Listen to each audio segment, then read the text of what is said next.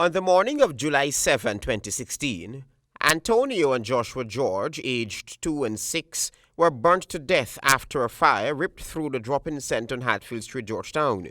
Soon after, President David Granger ordered a commission of inquiry into the deaths of the two brothers. Now, a preliminary report by that commission of inquiry has found that there was a lapse in fire prevention and fighting systems at the center.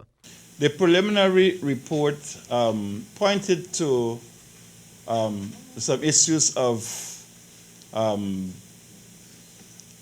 bad policy arrangements for fire. Retired Colonel Windy Algernon conducted the investigation.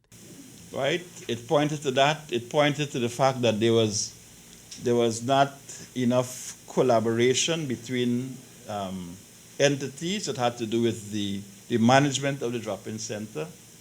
It pointed to the fact that there were not enough drills for emergencies and/or fire. So it pointed to some systemic problems which we have to address. And in my view, not only there, but in any government facility. The investigator, as was instructed by the President, is expected to inquire into the nature of injuries sustained by all the children, assess the dangers to which children and staff were exposed to at the time of the incident, and whether the conduct of the staff who were on duty was in conformity with the legal obligations of the state and the standard operating procedures governing the drop-in center. We have to look at our fire codes, our building standards, and the fact that in some buildings, when you look around, you don't see a fire point.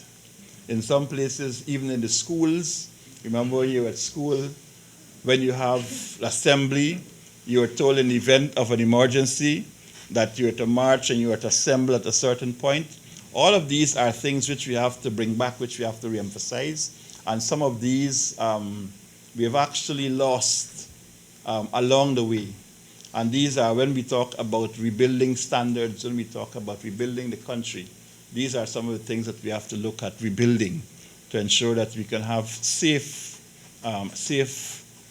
country, safe buildings, and safe communities. The preliminary report was submitted to President David Granger on July 22, 2016, and the final report is due to hand it in on August 15, 2016. Travis Chase, HGP 93 News.